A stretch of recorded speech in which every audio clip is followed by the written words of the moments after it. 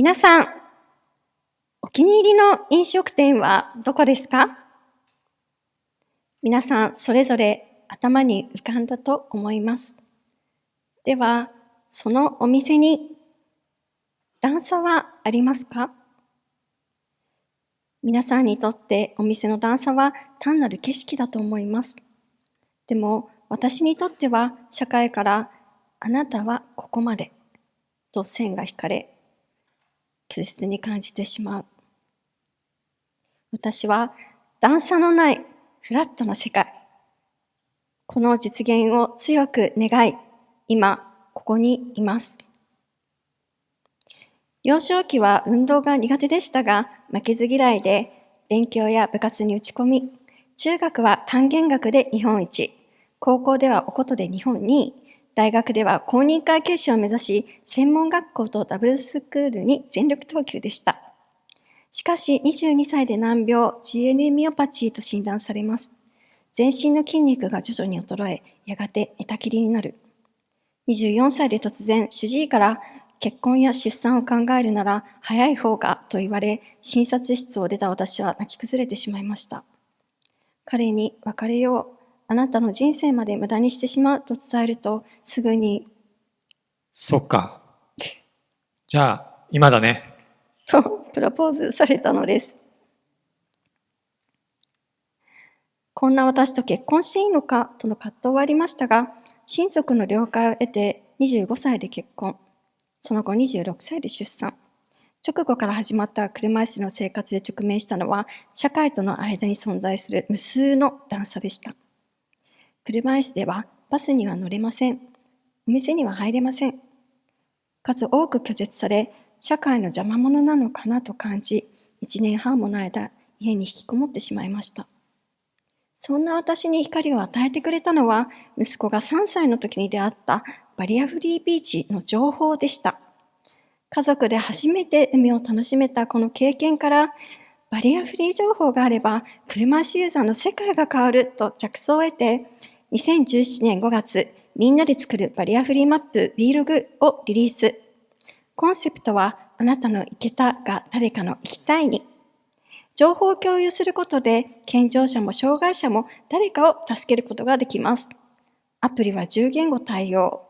22万枚以上のバリアフリー写真が投稿され、特許出願中の 3D シミュレーション機能も搭載。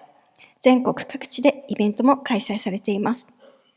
アプリは誰もが無料で利用できるよう、毎年夏クラウドファンディングなどへのご支援により成り立っています。WheeLog の活動は第7回ジャパン SDGs アワードで内閣総理大臣賞を受賞。昨年7月、外務省の派遣でニューヨーク国連本部に行き、日本の SDGs の取り組みを代表しスピーチを行いました。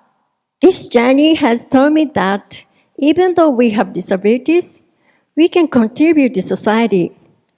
We deserve to make choices like what to wear or where to go.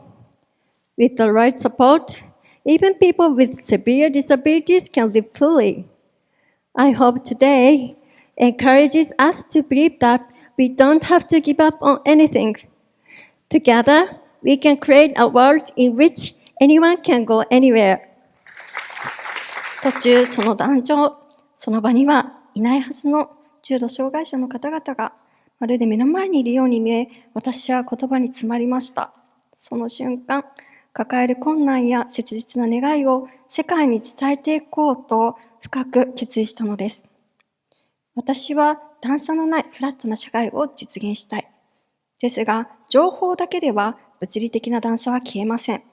段差があることで、車椅子ユーザーは食べたいお店ではなく、入れるお店しか選べないのです。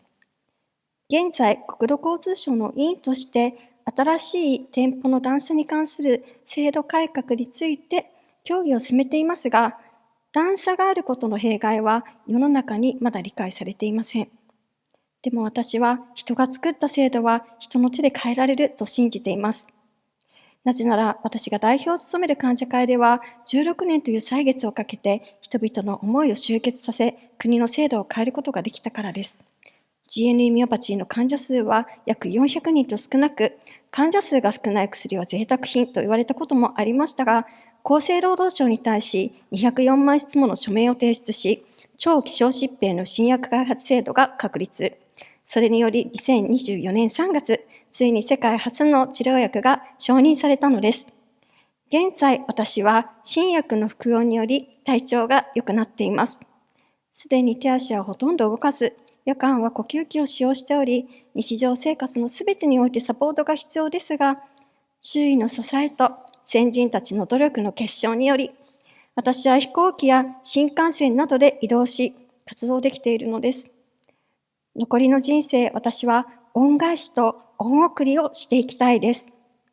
段差をなくすことは単に車椅子ユーザーのためだけではなく、ベビーカー、高齢者、旅行者、台車、そしてロボットまでもが安心して移動できる街づくりとなり、未来に向けたインフラへの投資に他ならないと思っています。